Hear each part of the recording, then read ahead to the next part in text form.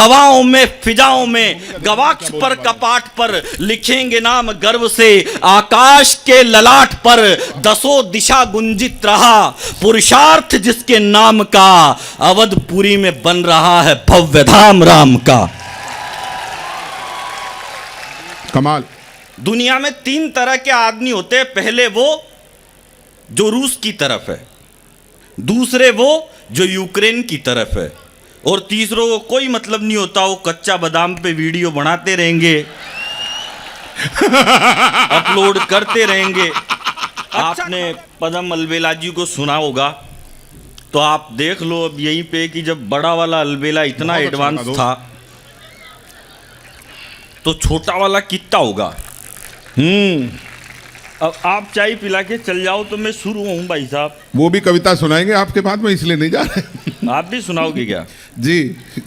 यहाँ हमारा ही टाइम पूरा नहीं आ रहा। ठीक है, बैठ जाओ, आप मूड में आ जाओ। देखो मैं आपको बताऊं, हम कवि 50% पागल होते हैं क्योंकि जो 100% होता है उसको तो हम कवि सम्मेलन का संचालन दे देते हैं।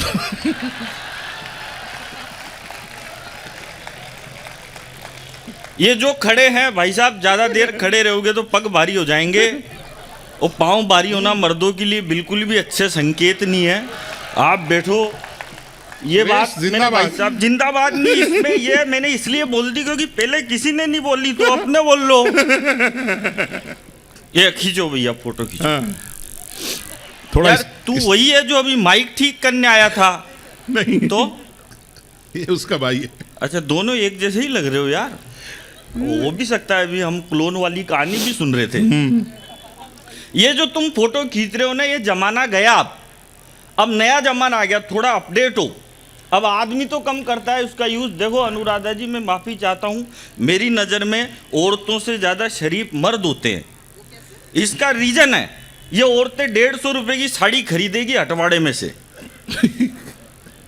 तो पूरे मोहल्ले में दिखाएगी, देखो मैंने साड़ी खरीदी, देखो मैंने साड़ी खरीदी। 50 रुपए की चप्पल लाएगी, तू पूरे मोहल्ले में दिखाएगी, देखो मैंने चप्पल खरीदी। आदमी इतना शरीफ होता है, 5000 की दारू पी के चुपचाप सो जाता है, किसी से बात ही नहीं करता। और ये जो तुम फोटो खींच रहे हो, ये जमाना गया मेरे भाई, अब नया जमाना आ गया। आदमी कम करता है यूज, ये औरतें ज्यादा करती है। अब इनको फोटो खींचना होगा तो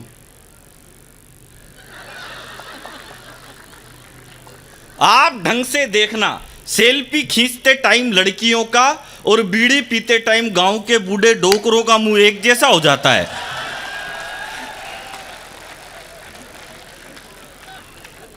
अब देखो, ज्यादा देर कवि सम्मेलन चलेगा नहीं, थोड़ी देर बाद सब जाएंगे। हरिओम पवार जी टैक्सी से मेरठ जाएंगे, विष्णु जी दिनेश जी भी टैक्सी से जाएंगे, पदम अलबेला जी की भी ट्रेन है, फिर मेरी भी 9 बजे फ्लाइट है, तो लेट हो रहे, जल्दी करना पड़ेगा। मन से, खूब मन से। हाँ, मन से ही करता हूँ भाई साहब, पर कोई मान ही नहीं रहा मेरी बात को। देखो मैं तो आपको सही बताऊं, मैंने तो कोरोना काल के बाद इतने जिंदा आदमी पहली बार देखे हैं। अच्छा, कोरोना काल में भाई साहब 2 ही लोगों ने देश की सेवा करी, एक तो डॉक्टर्स ने और दूसरी पुलिस वालों ने। हालांकि डॉक्टर जब दूसरी वैक्सीन लगाते थे तो पूछ लेते थे पहली वाली कौन सी साइड में लगी थी। पुलिस वाले ऐसा कुछ नहीं पीसते थे, उनको तो जिधर मौका मिलता था उधर ही सैनिटाइज कर देते थे।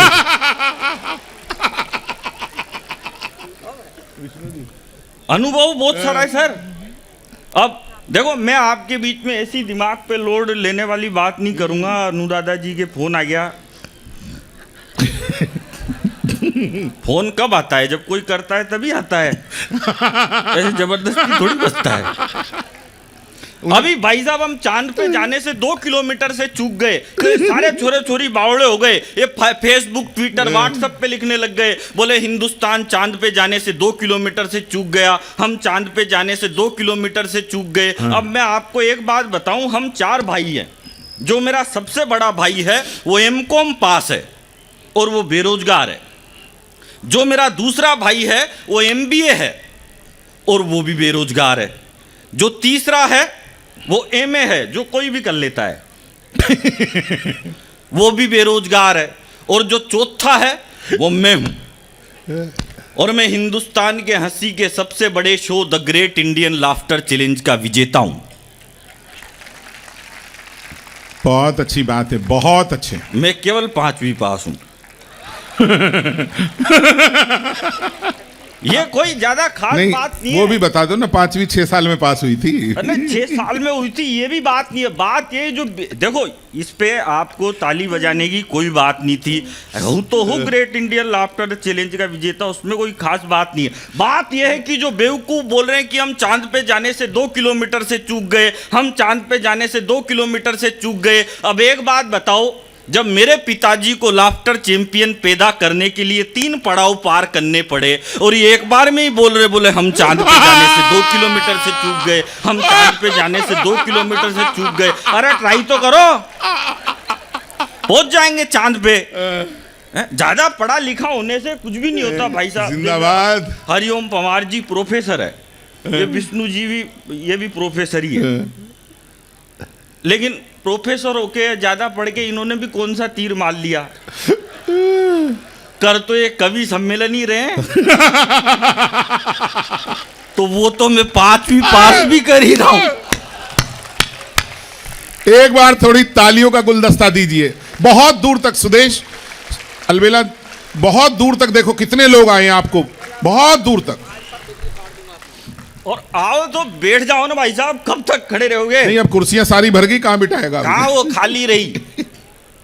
सब भर गई। पीछे खाली है, मेरे को नहीं, यहाँ से दिख रही है ना। नजर खराब है तो नीचे से नहीं दिखती ऊपर खड़े होने से दिखती है। वो देखो पीछे खाली है। हाँ हाँ।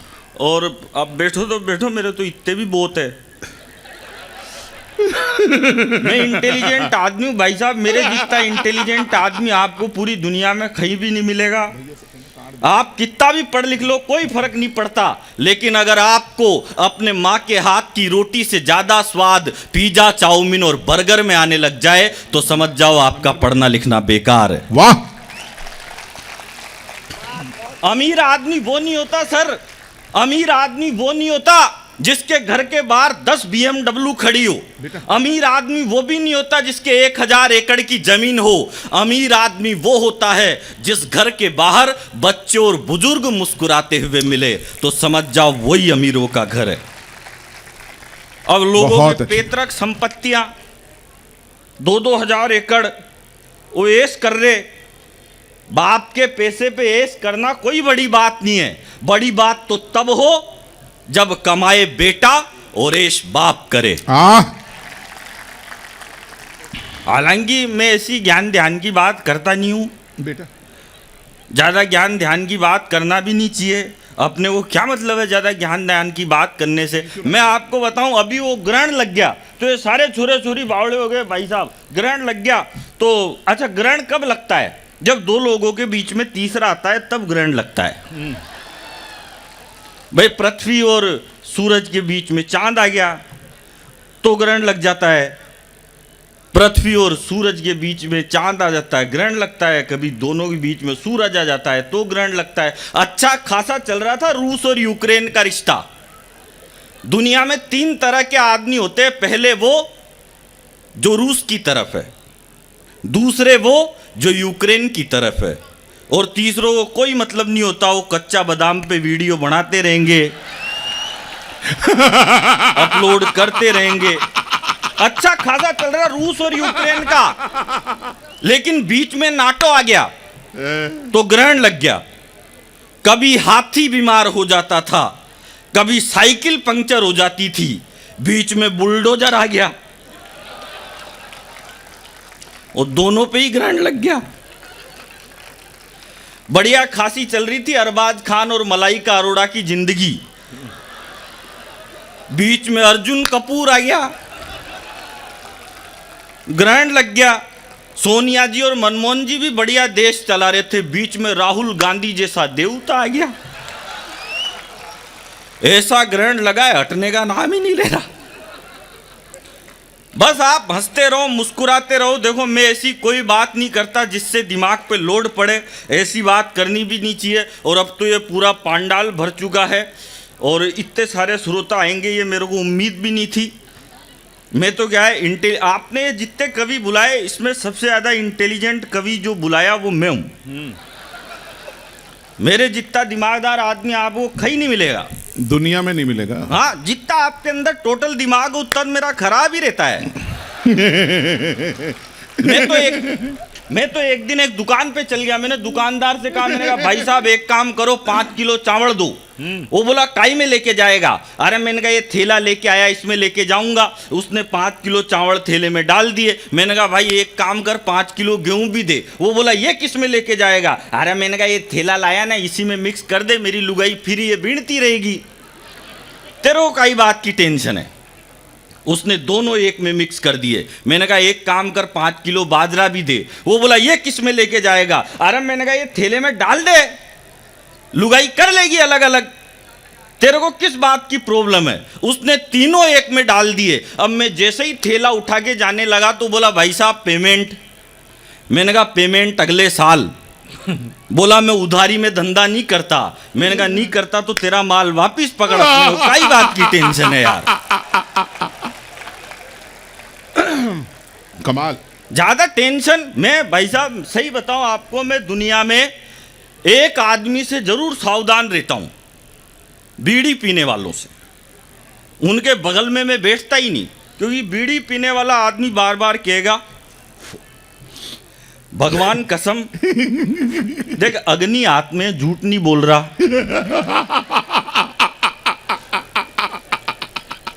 वो तो मेरे पड़ोस का एक लड़का आ गया एक दिन मेरे पास, बोला अलबेला जी ज्ञान दो, गुरु जी ज्ञान दो। मेरे पैरों में ही पड़ गया, ज्ञान दो। अरे मैंने कहा तेरे को क्या ज्ञान चाहिए?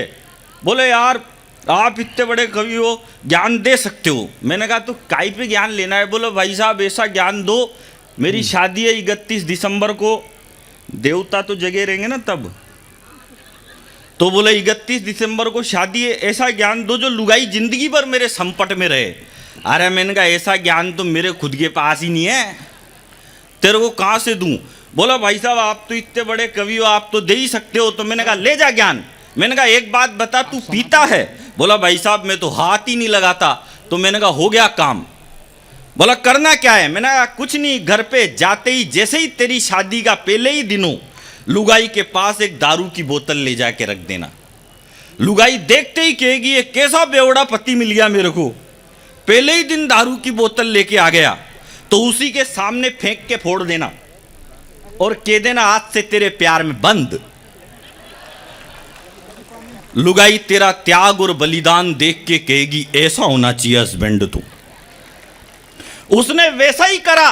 शादी के पहले ही दिन लुगाई के पास बोतल ले जाके रखी।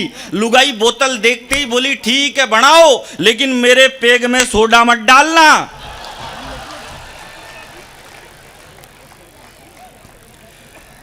ओ राहुल गांधी ब्याह करो तुम कोई बाला देख लो।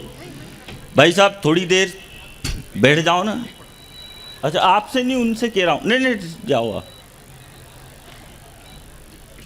और मेरे को बता देना सर कितनी देर बोलना है, मेरे को मालूम नहीं रहता।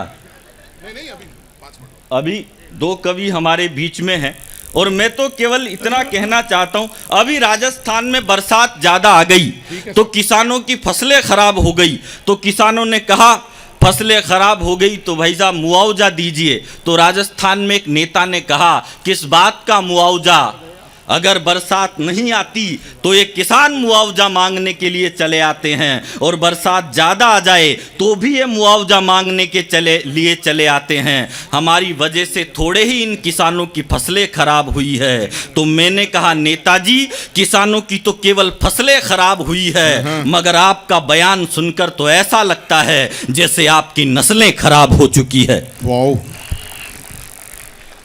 मैं तब कहता हूं बेनाम रहा मुझे कोई नाम ना मिला, बेनाम रहा मुझे कोई नाम ना मिला, क्यों मुझे कभी कोई भी इनाम ना मिला। और मुझ पर बना के फिल्म पा गए वो पद्मश्री, पर मुझे मेरी फसल का भी दाम ना मिला। हाँ और किसको पद्म श्री मिलता है? 2 ठुमके लगाने पर, नाचने पर विद्या बालन को इस देश में पद्म श्री का पुरस्कार दिया जाता है। और माफ करना, वो करीना कपूर जो कहती है कि हिंदुस्तान की औरतें मूर्ख हैं जो करवा चौथ का व्रत रखती है, ये करीना कपूर, ये विद्या बालन, ये हमारी नायिका नहीं है। मेरी नायिका अगर कोई है तो वो झांसी की रानी है जो अपने दूध पीते बच्चे को कमर पर बांधकर युद्ध के मैदान में उतर जाती है। हमारी नायिका अगर कोई है तो वो चित्तौड़ की महारानी पद्मिनी है जो जलना पसंद करती है मगर किसी अलाउद्दीन खिलजी के आगे झुकना पसंद नहीं करती। और माफ करना सर, ये विमल बेचने वाला अजय देवगन भी हमारा हीरो नहीं है। तालियां थोड़ी मेरे को ज्यादा चाहिए थी आपकी। इस देश के 1,000 करोड़ के अभिनेता तो गुटखा बेच रहे। अरे तुमको बेचना ही था तो घी बेच लो, दूध बेच लो, दही बेच लो, उनको कुछ नहीं मिला तो गुटखे ही बेच रहे हैं। ये गुटके बेचने वाले हमारे हीरो नहीं है। हमारा हीरो अगर कोई है तो या तो खेत में खड़ा हुआ किसान है या फिर सीमा पर डटा हुआ जवान है। और मेरा हीरो अगर कोई है तो मेरे हीरो, मेरे नायक हरिओम पवार तो इस मंच पर बैठे हुए हैं, ये हमारे हीरो है। और मेरा हीरो कौन है मैं बताना चाहता हूं। वो पृथ्वी में, गगन में, वो है आग में, समीर में, गंगा की लहर लहर में, वही है नीर नीर में। वो पृथ्वी में, गगन में, वो है आग में, समीर में, गंगा की लहर लहर में, वही है नीर नीर में। कृपाण में, पिनाक में, त्रिशूल में, तुणीर में, वो छंद में, रुबाई में, वो सूर में, कबीर में। ब्रह्मांड में आलोक है, ब्रह्मांड में पुलकित रहा आलोक जिसके नाम का। मैं भक्त श्री राम का, मैं भक्त श्री राम का। वो पृथ्वी में, गगन में, वो है आग में, समीर में, गंगा की लहर लहर में, वही है नीर नीर में। कृपाण में, पिनाक में, त्रिशूल में, तुणीर में, वो छंद में, रुबाई में, वो सूर में, कबीर में, वो धमनियों की धार में, मयंक की आभा वही, वही धरा की धूल में। वो सीप में, वो शंख में, वो फूल में, वो शूल में, मयंक की आभा वही, वही धरा की धूल में। निर्माण में, निर्वाण में, खुशी में और आह में, वो धमनियों की धार में, वो रक्त के प्रवाह में। ब्रह्मांड में आलोक है, ब्रह्मांड में पुलकित रहा आलोक जिसके नाम का। मैं भक्त श्री राम का, मैं भक्त श्री राम का। और ब्रह्मांड भी थर्रा उठा कोदंड के प्रहार से। और सुनना, आपको अगर आपको लगे कि इस बालक ने ठीक बात कही है तो इस सदन में जितने लोग हैं मैं एक बार सबके दोनों हाथ आकाश की फिजाओं की ओर लहरते हुए देखना चाहता हूं। जी भैया। ब्रह्मांड भी थर्रा उठा कोदंड के प्रहार से, सागर भी सूखने लगा जिसकी भुजा के वार से। ब्रह्मांड भी थर्रा उठा कोदंड के प्रहार से, सागर भी सूखने लगा जिसकी भुजा के वार से। दहाड़ सुन पहाड़ रास्ता टटोलने लगे, मेरे प्रभु ने छुआ तो पाषाण बोलने लगे। दहाड़ सुन पहाड़ रास्ता टटोलने लगे, मेरे प्रभु ने छुआ तो पाषाण बोलने लगे। हवाओं में, फिजाओं में, गवाक्ष पर, कपाट पर लिखेंगे नाम गर्व से आकाश के ललाट पर। हवाओं में, फिजाओं में, गवाक्ष पर, कपाट पर लिखेंगे नाम गर्व से आकाश के ललाट पर। दसों दिशा गुंजित रहा पुरुषार्थ जिसके नाम का, अवधपुरी में बन रहा है भव्य धाम राम का। कमाल।